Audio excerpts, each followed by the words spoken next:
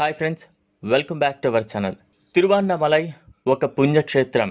అన్నామలై కొండ దిగువ ప్రాంతంలో ఉన్న అన్నామలయ్యర్ గుడి తిరువన్నామలైలోనే ఉంది. ఈ గుడి తమిళనాడులోని శైవ క్షేత్రాలలో ఒక గొప్ప క్షేత్రం. తిరువన్నామలైతో చాలా యోగులకు సిద్ధులకు సంబంధం ఉంది. 20వ శతాబ్దపు గురువులలో ఒకరైన రమణ మహర్షి కూడా అరుణాచల శిఖరం మీద ఉండేవారు.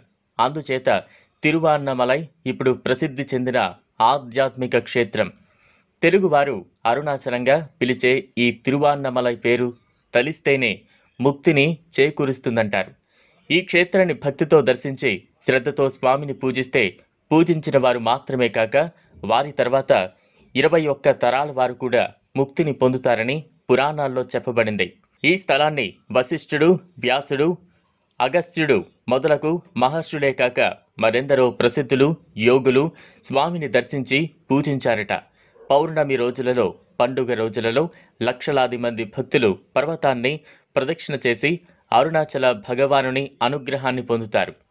కృతయుగంలో తిరువన్నామలై అగ్నిపర్వతం, త్రేతాయుగంలో బంగారు పర్వతం, ద్వాపర యుగంలో రాగి పర్వతం, ఈ కలియుగంలో రాతి పర్వతం అని పురాణాలు చెబుతూ ఉన్నాయి. మన పవిత్ర సంప్రదాయంలో అరుణాచల కొండకు ఉన్నతమైన స్థానముంది. తమిళ ఇతిహాసాల ప్రకారం ఇది హిమాలయాల కంటే చాలా పురాతనమైనది. ఇంతటి మహిమాన్విత క్షేత్రమైన తిరువన్నామలైలో ఇటీవలే ఒక అద్భుతం జరిగింది. మనకు తెలిసిన విషయమేగా, పౌర్ణమి రోజుల్లో ఈ ఆలయానికి భక్తుల తాకిడి ఎక్కువగా ఉంటుంది. పౌర్ణమి రోజుల్లో ఇక్కడ ప్రత్యేకంగా పూజలు జరుపుతారు. ఇలాంటి ఒక పౌర్ణమి రోజున ఆ అరుణాచలేశ్వరుడు ఓ మహర్షి రూపంలో భక్తులకు సాక్షాత్కరించారు. తమ ఇష్టదైవం అలా కళ్ల ముందు కనిపించేసరికి అక్కడ ఈ దృశ్యాన్ని చూసిన భక్తులంతా కూడా ఎంతో సంతోషించారు. తమ జన్మ ధన్యమైందని భావించారు. చూస్తుండగానే ఆయన ఆలయంలో విగ్రహంలోనికి నడుచుకుంటూ వెళ్ళిపోయారు.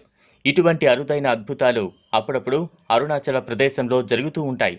ఎందుకంటే ఇది భూలోక తపో నిలయంగా చెప్పుకుంటారు. ఇక్కడ ఎందరో ఋషులు అదృశ్య రూపంలో తిరుగుతూ ఉంటారని అంటుంటారు. ఈ క్షేత్రానికి చాలా ప్రత్యేకత ఉంది.